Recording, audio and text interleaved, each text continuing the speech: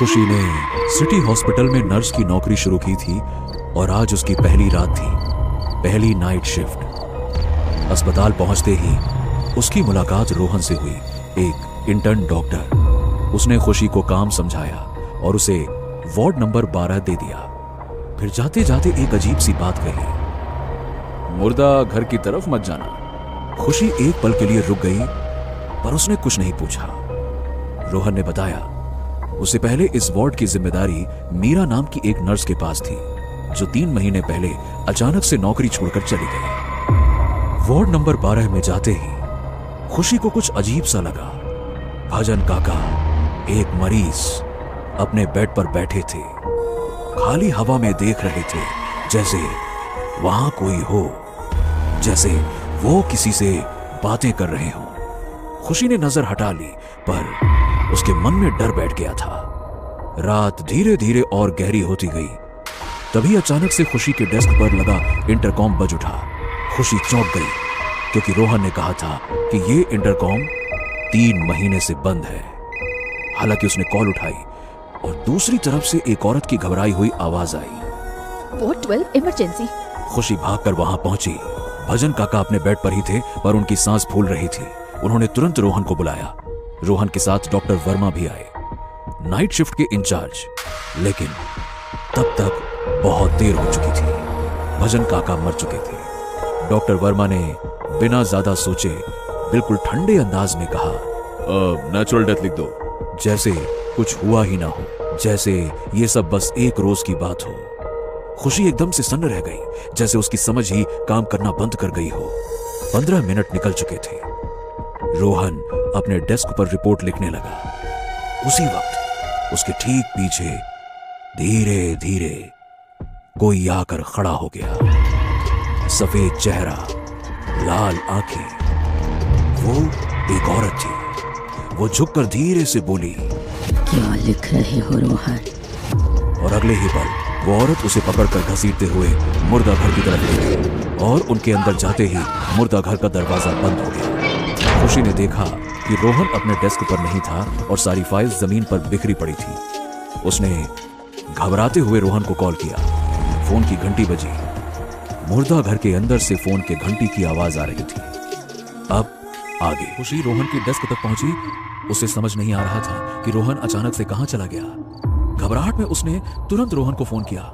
Hello Rohan, hello Rohan. Rohan का phone बज रहा था। उसके फोन की घंटी की आवाज कॉरिडोर के उस अंधेरे हिस्से से आ रही थी जहां मुर्दा घर था। ये महसूस होते ही खुशी का खून जम गया। सांसें धीमी पड़ने लगी और डर के मारे उसने तुरंत डॉक्टर वर्मा को फोन लगाया। सर, रोहन यहाँ नहीं है। मैंने उसे फोन किया सर। सर, उसके फोन की आवाज मॉक के अंदर से आ रही है। आप जल्दी आइए। क्या मतलब वहां पे नहीं है? अरे वहीं कहीं होगा ना, छोटा बच्चा थोड़ी है वो। अब रात के इस वक्त भी चैन से बैठने नहीं देते हो तुम लोग। चलो रुको, मैं आ रहा हूं। कुछ ही देर में डॉक्टर वर्मा वहां पहुंच गया।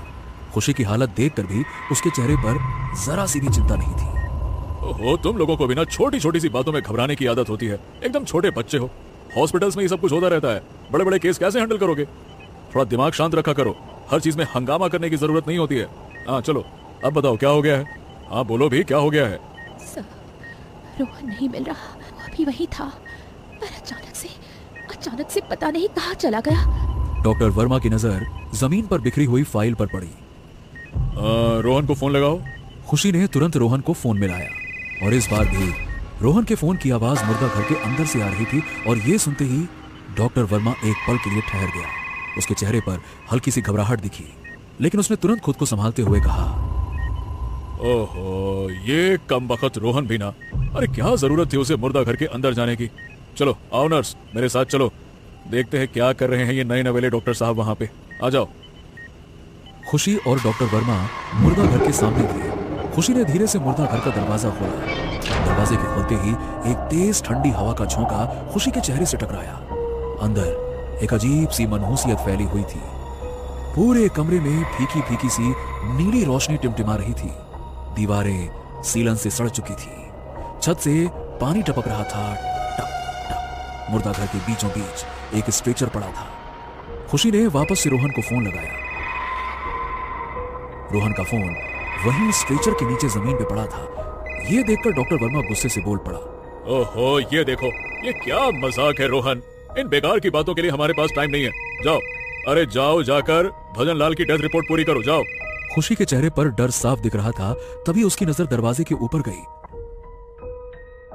दरवाजे के ऊपर एक औरत बैठी थी, बाल बिखरे हुए, चेहरा पीला, सूखा चेहरा, नीले पड़ चुके होंठ और उस औरत की बेजान आंखें डॉक्टर वर्मा को घूर रही थी।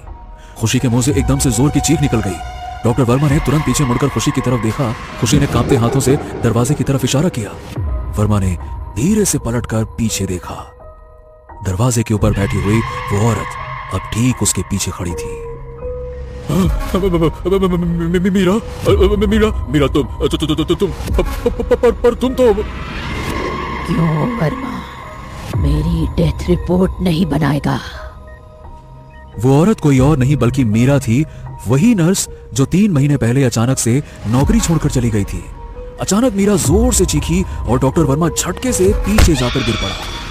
आज मैं तुम्हें दिखाऊंगी वर्मा, एक लापरवाह डॉक्टर की डेथ रिपोर्ट कैसे लिखी जाती है।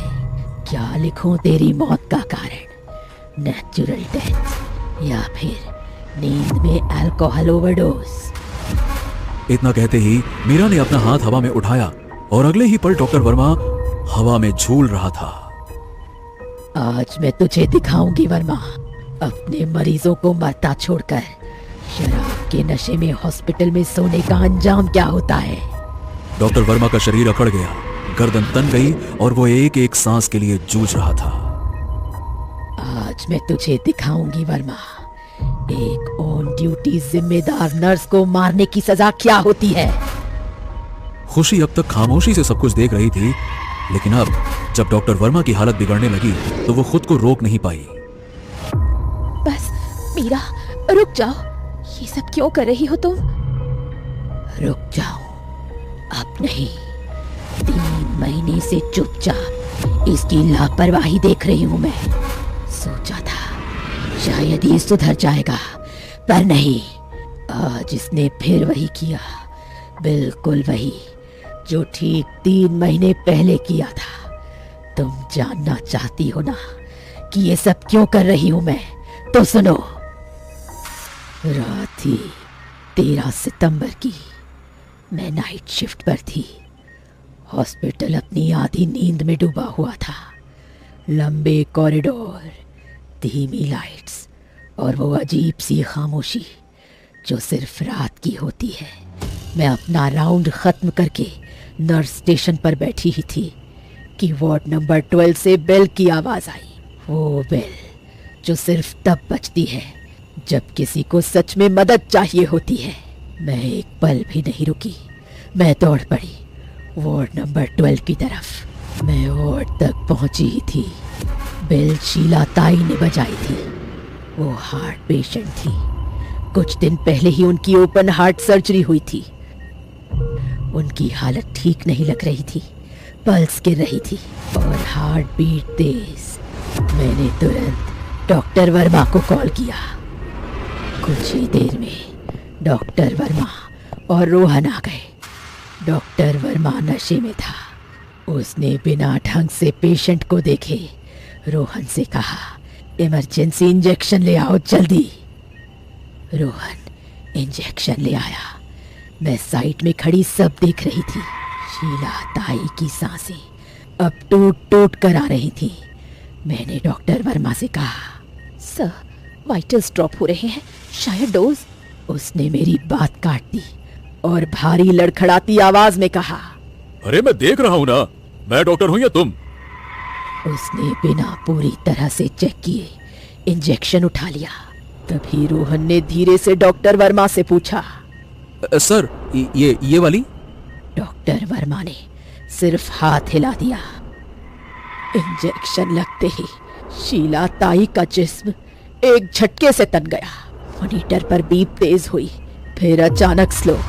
मैंने घबरा कर कहा, सर, ये रिएक्शन ठीक नहीं लग रहा। पेशेंट की बॉडी रिएक्ट कर रही है। तभी मॉनिटर पर एक लंबी सीधी लाइन खिंच गई। एक पल के लिए पूरा वार्ड रुक सा गया।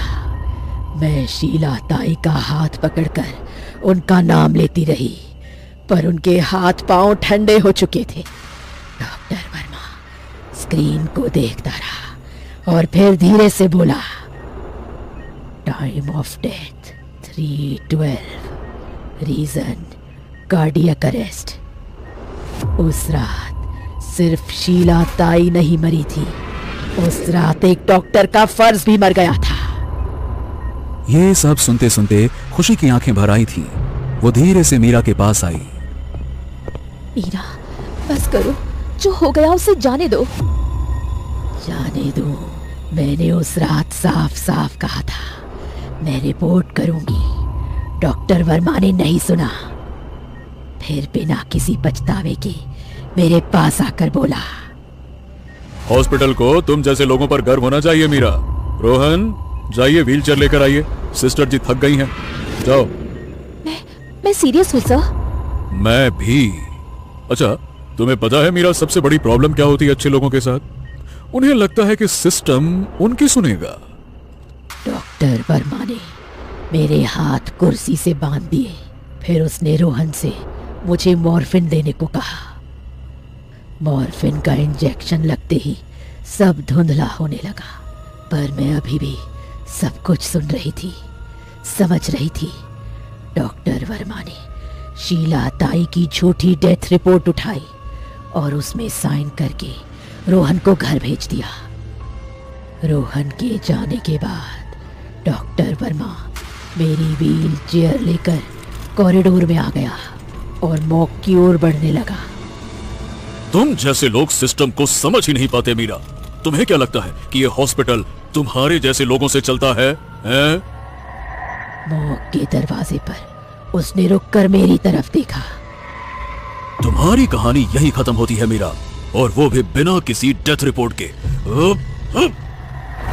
सुबह जब रोहन आया, डॉक्टर वर्मा ने बस इतना कहा, मीरा ने रिजाइन कर दिया, कल रात को ही चली गई। और हाँ, फाइनली उस मॉक को बंद करने का ऑर्डर आ गया। सो ध्यान रखना कि कोई उधर नहीं जाए, जल्दी ही उसे सील कर देंगे। मेरे मरने के बाद भी मैं यही हूँ। मेरे अंदर की नर्स ने मुझे कभी वर्मा को मरने नहीं दिया। मैं चाहती तो उसे कब का खत्म कर सकती थी, पर आज जब वर्मा ने फिर वही गलती दोहराई और रोहन ने फिर बिना सवाल किए उसकी बात मानी, मैं चुप नहीं रह पाई। आज इन दोनों की आखिरी रात होगी और इनकी डेथ रिपोर्ट बनाएगी मीरा। बस मीरा, अब रुक जाओ। जो हो चुका है उसे अब ठीक नहीं किया जा सकता। और रोहन, वो दोषी नहीं है, वो कमजोर हो सकता है, पर उसने किसी को मारा नहीं। गलती वर्मा की थी हर बार, पर उन्हें जाने दो मीरा। मैं तुम्हारे आगे हाथ जोड़ती हूँ। तभी एक फ्रीजर के अंदर से रोहन के कराहने की आवाज आती है।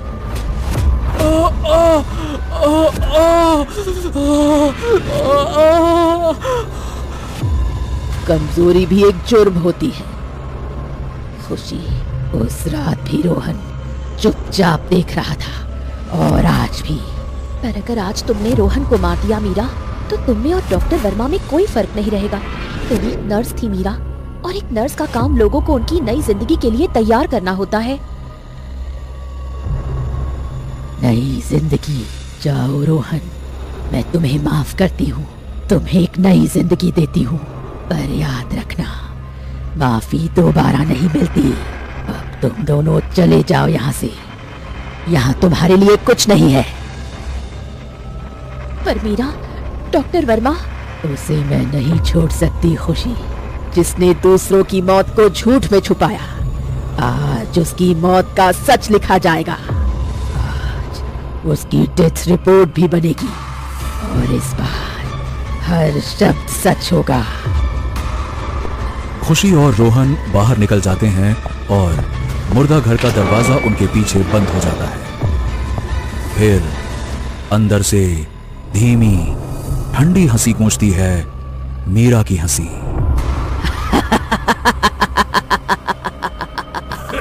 दोस्तों, कैसी लगी आपको ये खौफनाक और रोमांचक कहानी? नीचे कमेंट करके जरूर बताइए। और अगर आपको ये कहानी पसंद आई तो लाइक, शेयर और भूतनाशक पार्टी को सब्सक्राइब करना ना भूलें। हर शुक्रवार हम लाएंगे एक नई हॉरर स्टोरी, तो तुरंत बेल आइकन को दबा दें ताकि ऐसी ही हैरत अंगेज कहानी आपसे कभी छूट ना जाए, क्योंकि डरोगे तभी तो आगे बढ़ोगे।